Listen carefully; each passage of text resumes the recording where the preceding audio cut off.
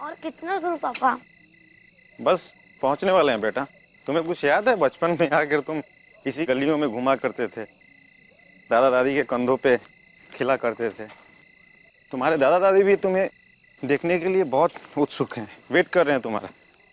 वैसे यहाँ कोई है क्यों नहीं? बेटा शहर में लोग लेट सोते हैं और गांव में खा पी कर जल्दी सो जाते हैं। ये रहा तुम्हारे दादा दादी का घर। बेटा रिशु, अरे संभल के।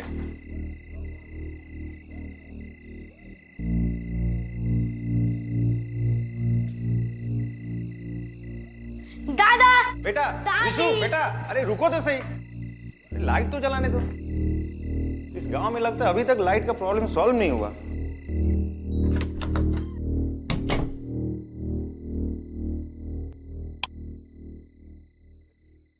नमस्ते मम्मी पापा। आप लोगों ने तो मुझे डरा ही दिया था। कैसे हैं आप लोग? और सुबह से आप लोगों का फोन लगा रहा था, क्यों नहीं उठा रहे हो? मुझसे नाराज हो क्या? क्या हुआ? आप लोग कुछ बोल क्यों नहीं रहे हो? आप लोग से मिलने रिशु भी आया है। पापा!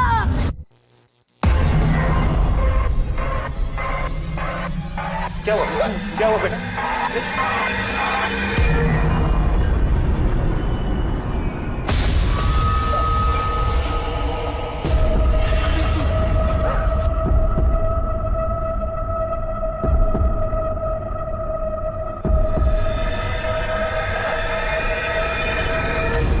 पापा!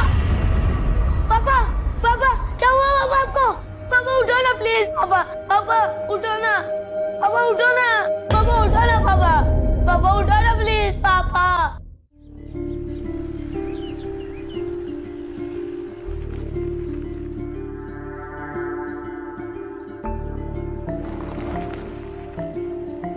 एएसपी अदिति शर्मा। अच्छा बताओ, ऐसी कोई किताब बनी है जिससे तुम्हें जाना जा सके? क्यों? ऐसा क्यों बोल रहे हो? नहीं, कभी कभी हीरो की तरह गुंडों से लड़ पड़ती हो। सारे भूत प्रेत दोस्त थे तुम्हारे। अपने डैड का फोन आते ही बच्चों की तरह उछल पड़ती हो। और कभी कभी गुमसुम रहकर किसी सोच में रहती हो। वैसे फिलहाल क्या सोच रही हो? कुछ नहीं। वैसे आप मेरी पर्सनल लाइफ में इतना इंटरेस्ट क्यों ले रहे हैं एसीपी साहब? अरे इतने दिनों से एक साथ काम कर रहे हैं, इतने सारे केसेस एक साथ सॉल्व किए हैं। एक बार तो तुमने मेरी जान भी बचाई है। अब अपने कलीग के बारे में थोड़ी बहुत पर्सनल इंफॉर्मेशन रखने का हक तो बनता है। अच्छा, इससे पहले जो कलीग थी उसके बारे में सब पता होता था? इससे पहले सिर्फ एक ही कलीग थी मेरी। उसे ठीक तरह से जान नहीं पाया। शिवानी। एक अच्छी ऑफिसर को वनराज ने मार दिया और मैं कुछ नहीं कर सका। विक्रांत, खुद को दोष देना बंद करो। जो भी हुआ उसमें तुम्हारी कोई गलती नहीं थी। वनराज खुलेआम घूम रहा है, उससे बड़ी क्या गलती हो सकती है? विक्रांत, मुझे खुद से ज्यादा तुम पर भरोसा है कि तुम वनराज को ढूंढ ही लोगे।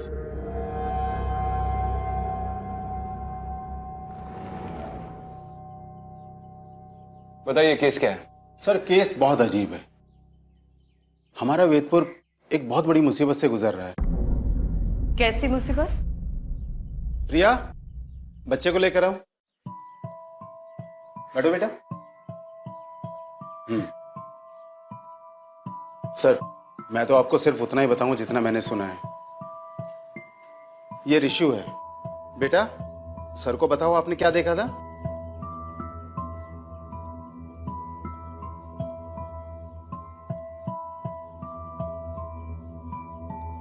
रिशु, तुम्हें हमसे डरने की जरूरत नहीं है। हम यहाँ पे तुम्हारी मदद के लिए आए हैं। बताओ क्या देखा था तुमने? पापा! पापा को मार दिया। अदिति, ये इस वक्त बहुत शौक में है। इस वक्त इससे बात करना मुनासिब नहीं है। कांस्टेबल, लेकर जाओ। जाओ बेटा। आप ही बता दीजिए, आपने क्या सुना है? सर, ये सुबह हमें पुलिस स्टेशन के बाहर मिला था। इसके पापा और इसके दादा दादी की डेथ बॉडीज घर से मिली थी। आपने आसपास के लोगों से पूछताछ की थी? जी मैम, हमने बात की थी। वो लोग भी वही बात कर रहे थे जो पूरा वेदपुर कर रहा है। क्या?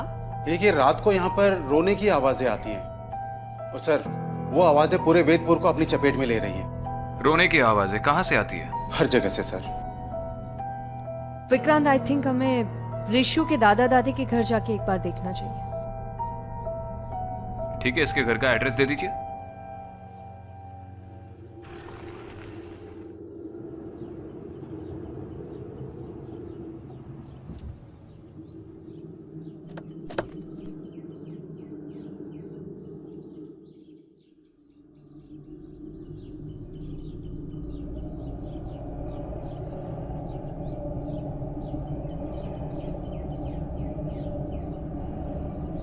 यही है।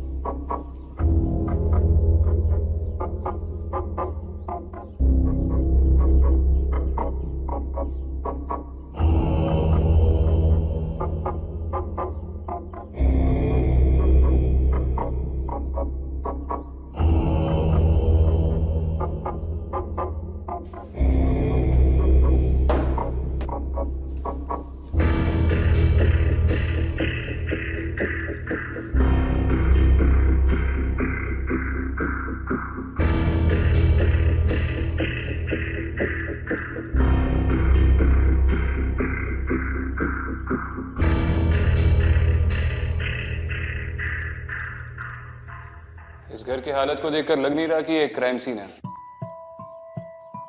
चिंतन और उसके माँ बाप की मौत नॉर्मल सर्कमस्टेंसेस में हुई थी ना? हाँ, दोनों का दिल धड़कना बंद हो गया था और चिंतन की मौत शॉक लगने से हुई थी। शॉक की वजह से? इस घर में ऐसा कुछ तो जरूर हुआ होगा जिसकी वजह से उसे शॉक लगा होगा। कहीं अपने माँ बाप की डेड बॉडीज देखकर तो वो शॉक में नहीं चला गया? हो सकता है। विक्रांत, मुझे लगता है कि मुझे एक बार वैद्य जी से मिलना चाहिए। पिछली बार भी उन्होंने मेरी मदद की थी, इस बार भी वो हमारी मदद जरूर करेंगे। ठीक है।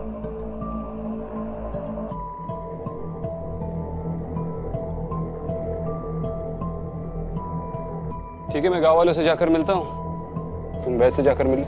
ठीक।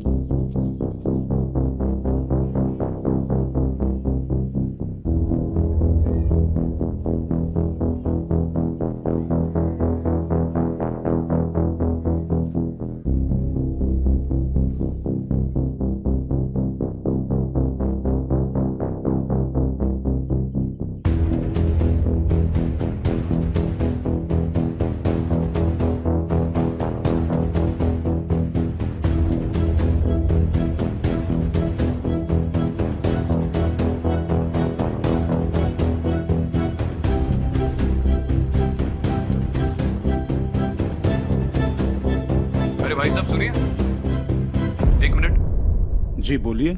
मैं विक्रांत सिंघल, मुंबई पुलिस एसीपी। आपसे चिंतन के बारे में थोड़ी बात करनी है। जी बताइए। आप जानते हैं चिंतन को? उस रात को उसके परिवार के साथ क्या हुआ था? आपने कुछ देखा या सुना? जी नहीं, हमें कुछ नहीं पता। आपको हर रात को यहाँ किसी के रोने की आवाजें आती है? केवल मुझे ही नहीं बल्कि पूरे गांव को ये आवाजें सुनाई देती हैं। कब से शुरू हुआ ये सब, ये आवाजें? पिछले कुछ दिनों से सर। लोग डर के मारे रात को अपने अपने घरों में छिप जाते हैं। वो तो दिख रहा है। ये चिंतन के माँ बाप क्या करते थे? मंदिर के बाहर उनकी एक दुकान थी। इस पूरे गांव के लोग मंदिर के आसपास ही काम करते हैं। बहुत ही पवित्र जगह है ये सर, लेकिन अब लगता है जैसे जैसे किसी शैतान का साया पड़ गया हो यहाँ पे। आप चिंतन के परिवार को अच्छी तरह से जानते हैं। जी एक छोटी सी मदद कर सकते हैं उसके परिवार की? जी, कुछ भी। चिंतन का बेटा है ऋषु, बहुत डरा हुआ है। ऐसी हालत में उसका पुलिस चौकी पे रहना मुनासिब नहीं है। आपके घर में रहेगा तो परिवार की तरह महसूस करेगा। और हम तो है ही, आपको किसी भी चीज की जरूरत पड़ेगी तो बेशक कॉल कर सकते हैं। जी ठीक है। शुक्रिया। मैं रात को ऋषु को लेकर आऊंगा। वैद्य जी,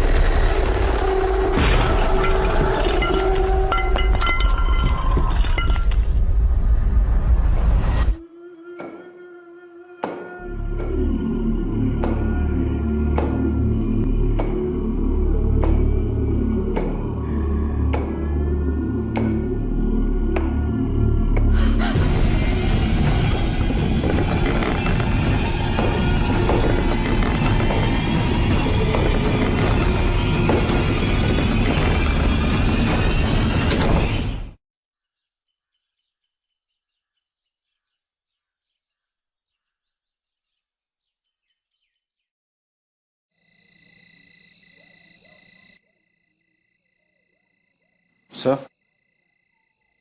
6 बज गए हैं सर, हम लोग जा रहे हैं। ऋषु का ध्यान रखना सर।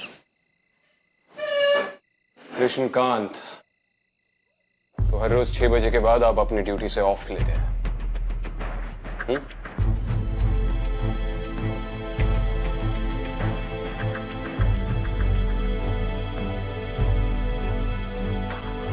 ड्यूटी ज्वाइन करने से पहले आप सबने एक शपथ ली थी कि ये देश, इसके सारे लोग हमारा परिवार है और किसी भी हालत में हम अपने परिवार की रक्षा करेंगे, याद है? और जब वेदपुर को आपकी सबसे ज्यादा जरूरत है तो आप भीगी बिल्ली की तरह 6 बजे के बाद अपने घर में घुसकर चुप रहे। 9 से 6 की ड्यूटी करनी थी तो कोई और ड्यूटी कर लेते, पुलिस में क्यों भर्ती हुए?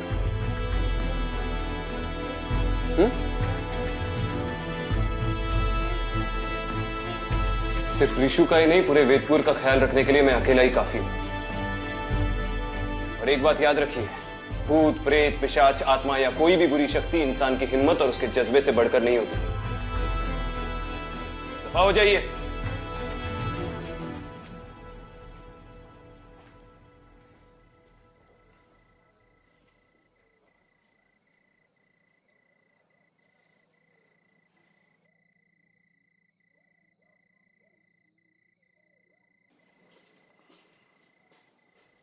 ऋषु, ऋषु, चलो उठो। तुम्हें तनुज अंकल के घर पे छोड़ देते हैं। नहीं, मुझे वहां जाने से डर लगता है। मुझे वहां नहीं जाना। डर लगता है?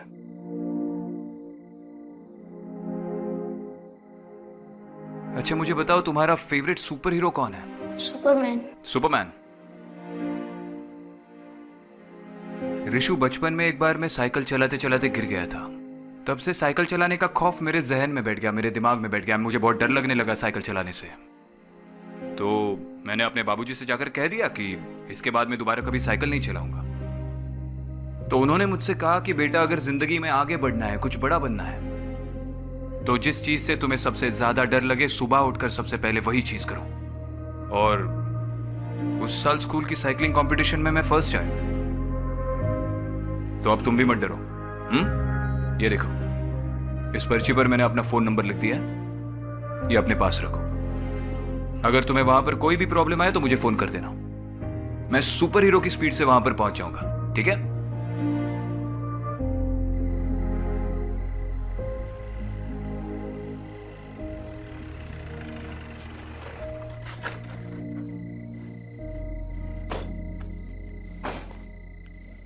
और इशू, ख्याल रखना, बच्चा बहुत डरा हुआ है। घर में अगर हंसी मजाक का माहौल रख पाओ तो इसके लिए अच्छा होगा। आप परेशान मत होइए सर, मैं ऋषु का अच्छे से ख्याल रखूंगा, आपको शिकायत का मौका नहीं दूंगा। धन्यवाद। चलो मिलते हैं।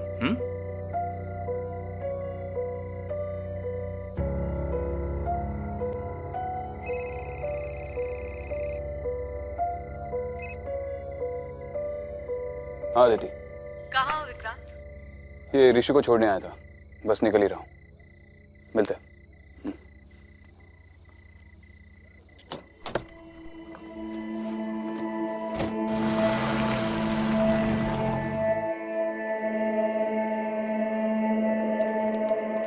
विक्रांत कहाँ थे तुम? कब से कॉल कर रही थी, तुम्हें फोन क्यों नहीं उठा रहे? अरे मैंने तुमसे कहा था ना, मैं ऋषु को तनुज के घर पे छोड़ने गया था। हाँ पर एक फोन तो कर सकते थे। कहाँ हो, क्या कर रहे हो, कुछ अता पता ही नहीं तुम्हारा।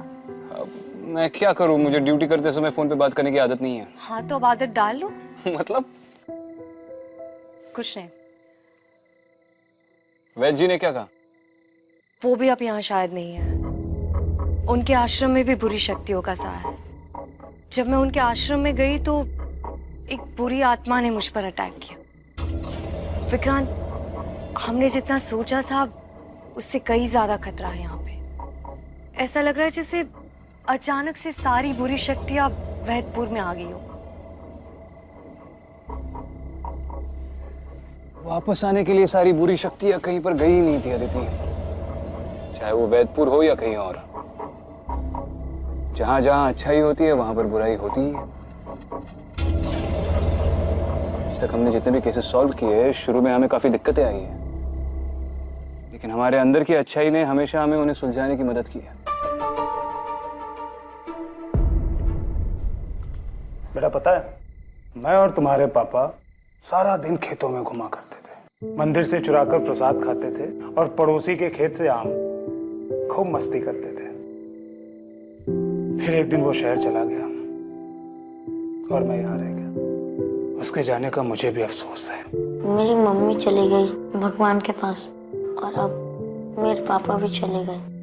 बेटा हम है ना तुम्हारे पास। और तू बिल्कुल उदास मत हो, ठीक है? कल सुबह होते ही मैं तुम्हें पूरा वेदपुर घुमाऊंगा। आप कल की छोड़िए, मैं अभी इसके लिए कपड़े देती हूँ, फिर आराम से सो जाना, थक गया है। और तुम मोबाइल पे गेम खेलोगे? ये लो। इस बार तुम बहुत ज्यादा टेंशन में लग रही हो, क्यों? पता नहीं, इस बार अजीब सी घुटन हो रही है। ऐसा लग रहा है जैसे कुछ मुझसे दूर जाने वाला है। विक्रांत, कहीं इन सब के पीछे वनराज तो नहीं है? वनराज होगा तो वनराज मरेगा। जिस तरह समय की इकाई, समय का सिलसिला अटूट है, अंतहीन है, उसी तरह बुराई और अच्छाई की लड़ाई भी अंतहीन है। उसका कोई निश्चित अंत नहीं। मगर हर युग में जीत अच्छाई की ही होती है। अब अगर रावण को मारना है तो राम तो बनना होगा। पर विक्रांत, अगर तुम्हें कुछ हो गया तो क्या? शहीद सिपाहियों की तस्वीरों में लेट विक्रांत सिंघल की तस्वीर लग जाएगी और तुम उसके सामने खड़ी रह के सल्यूट करना। विक्रांत, मैं मजाक नहीं कर रही।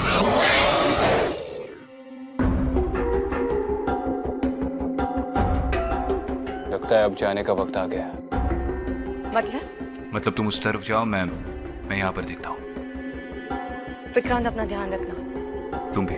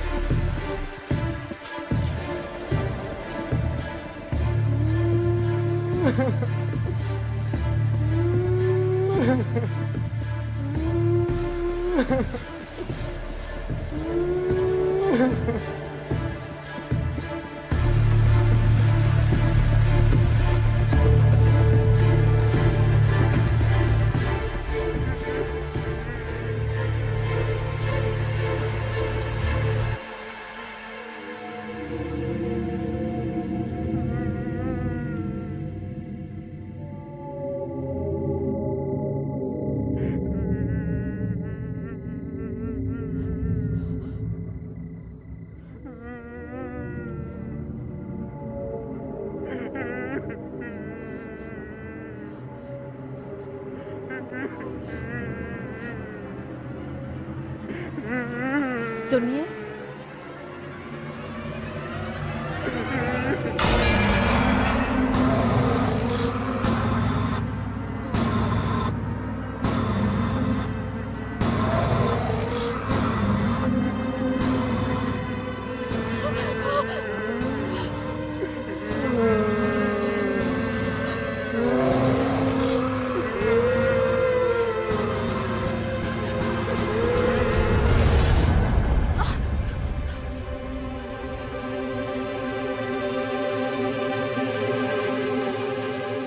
जी आप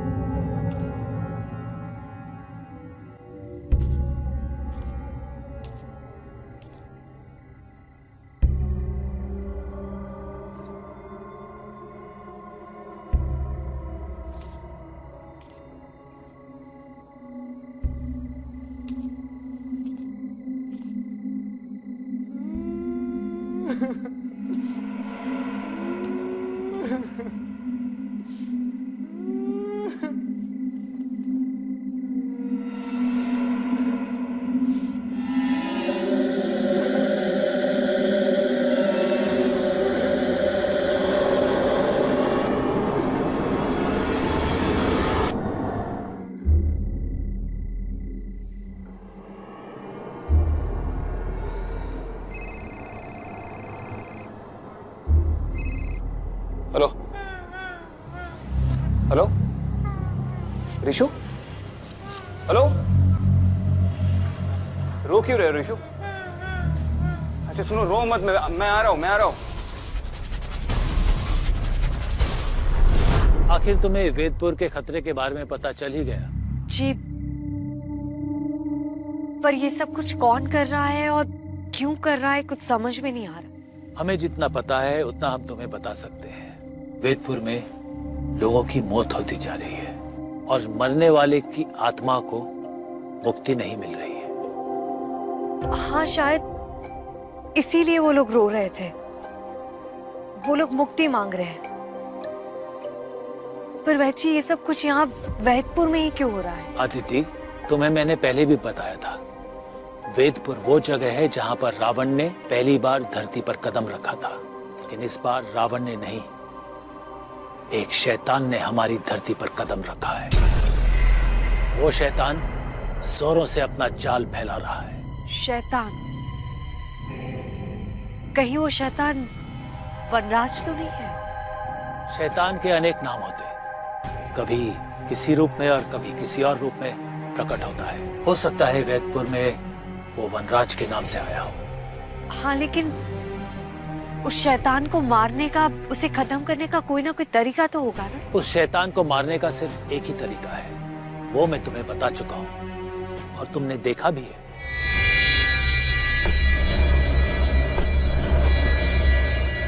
वो 4 निशान। पर वैची, वो 4 निशान से वनराज को मारना? अदिति, मैंने तुम्हें बताया था ना, 4 नहीं 5। पुराने ग्रंथों में भी लिखा है और भूतकाल के शास्त्रों में भी यही लिखा है। मैंने पढ़ा है। और हर एक निशान का अपना मतलब होता है। पहले निशान का प्रतीक शक्ति है, दूसरे निशान का प्रतीक ऊर्जा, तीसरे का प्रतीक है बुद्धि, चौथे का प्रतीक है सर्वश्रेष्ठ और आखिरी निशान इस ब्रह्मांड का प्रतीक है। वो कहाँ पर है और कैसा दिखता है ये हम नहीं जानते। पर वैद जी अगर 4 निशान मिल गए हैं तो 5वां भी कहीं ना कहीं होगा। उसे ढूंढने का कोई तरीका होगा, कुछ तो। हमें इसके बारे में ज्यादा तो नहीं पता है, लेकिन हाँ हमने पढ़ा है कि जब भी अच्छाई और बुराई का युद्ध होगा वो प्रतीक वहां अपने आप प्रकट हो जाएगा। ऋषु, ऋषु, तनुज, तनुज,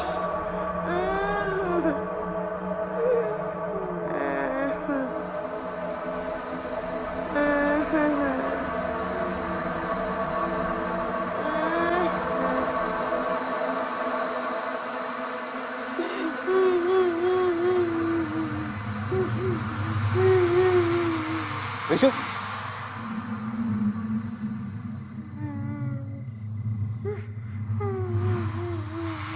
आप तनुज,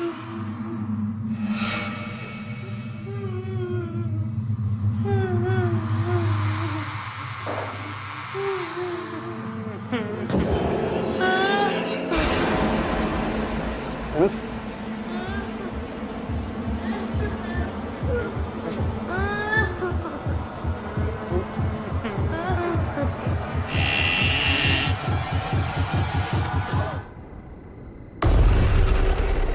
बलराज,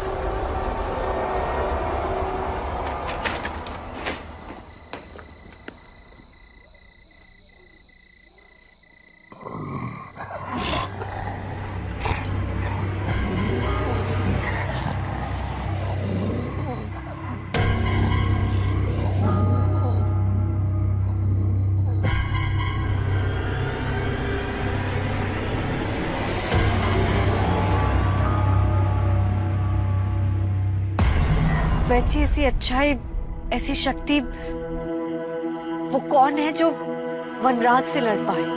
वनराज से लड़ाई बहुत पुरानी है अदिति। सबसे पहले उससे लड़ने आया था सिद्धांत।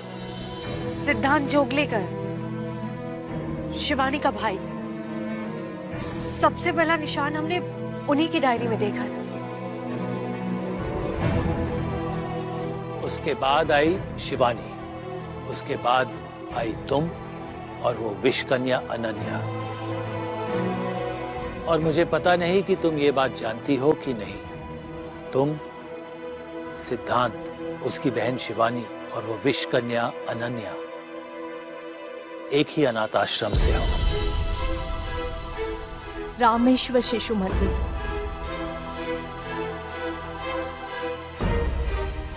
पर आप ये बात कैसे जानते हैं? तुम्हारे जाने के बाद जब हमने वो 5वां निशान ढूंढना शुरू किया, तब हमारे सामने वो 5वां निशान नहीं आया, बल्कि तुम्हारी कहानी हमारे सामने आई। क्या? अनाथ आश्रम के जलने के बाद सिद्धांत और उसकी बहन शिवानी को एक परिवार ने गोद ले लिया था। सिद्धांत की 2 बहनें और थी, एक अनन्या और एक मैं।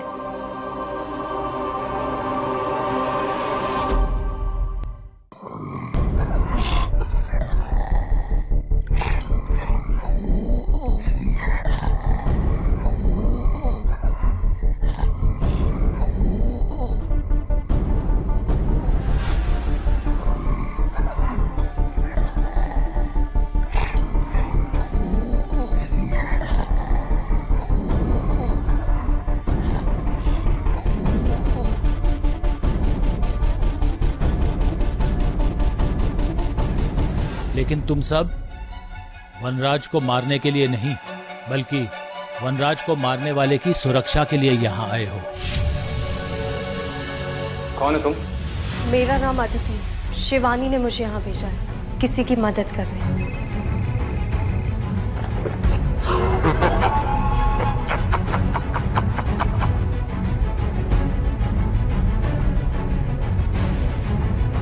अब अगर रावण को मारना है तो राम तो बनना होगा।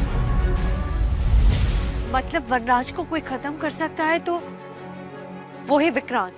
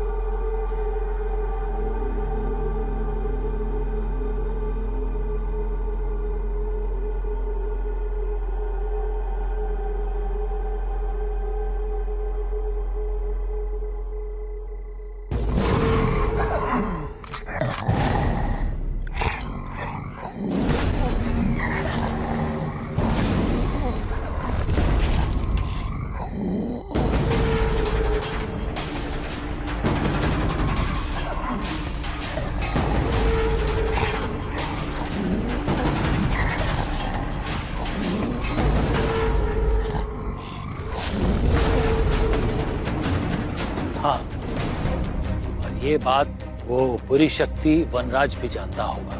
वनराज को मारना इतना आसान नहीं है अदिति।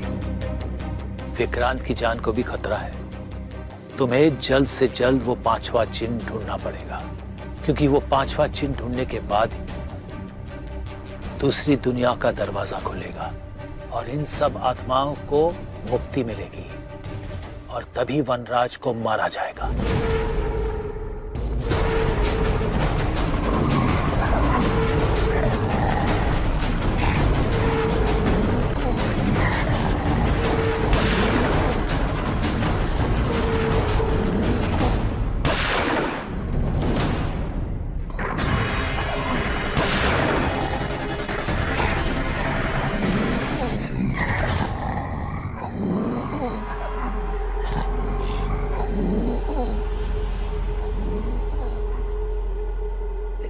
लेकिन वैद जी, मैं वो 5वां चिन्ह कैसे ढूंढूंगी? कहाँ मिलेगा वो मुझे? कोई तो तरीका होगा उसे ढूंढने का। तुम्हें बताया ना अदिति, जब भी विक्रांत और वनराज का सामना होगा वो चिन्ह अपने आप तुम्हें दिख जाएगा। पर वैसे कहीं ऐसा ना हो कि वो 5वां निशान ढूंढने से पहले मैं विक्रांत को खो नहीं सकती। अदिति, विक्रांत तुम्हारे लिए नहीं बल्कि वो बुरी शक्ति को मारने के लिए पैदा हुआ है। वनराज वैसे भी बहुत शक्तिशाली हो गया है और वो सारी दुनिया को वेदपुर के जैसे ही खत्म करना चाहता है।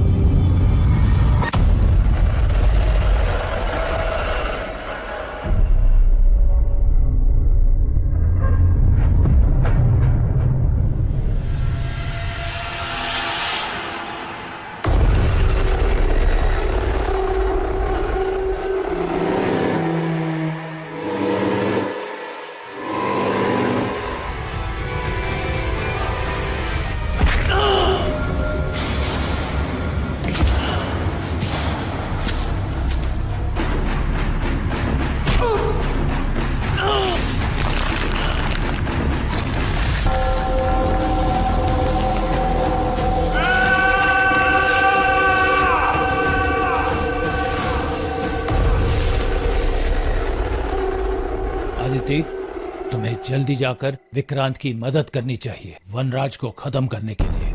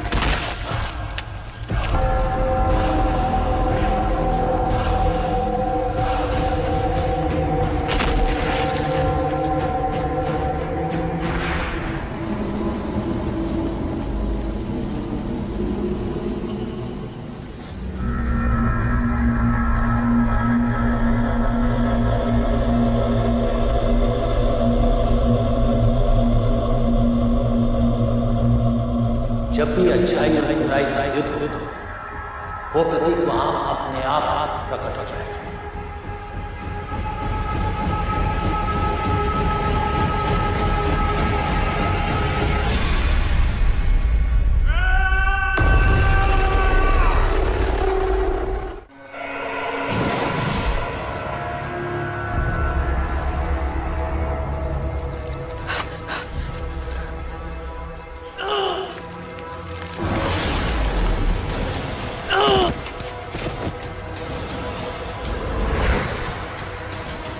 निशान प्रकट हो गए, तो पांचवा निशान भी यहीं कहीं होना चाहिए।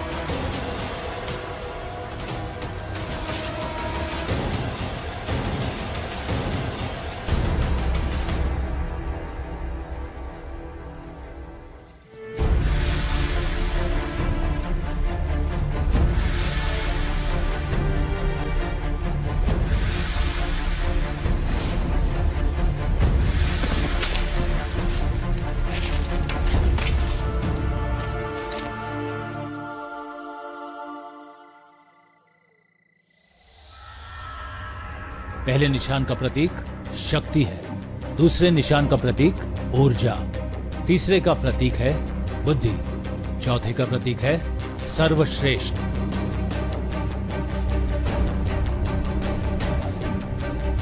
और आखिरी निशान इस ब्रह्मांड का प्रतीक है।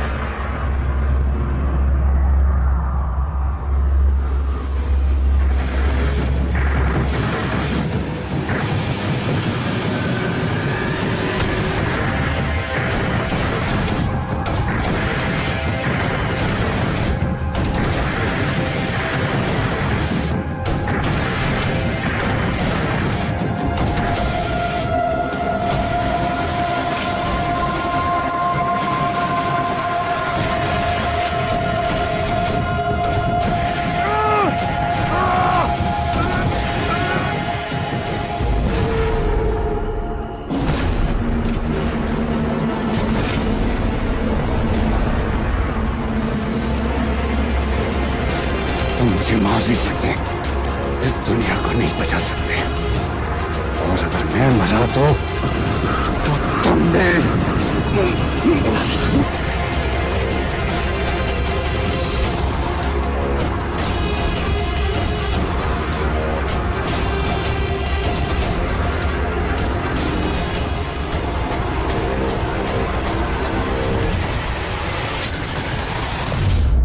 विक्रम!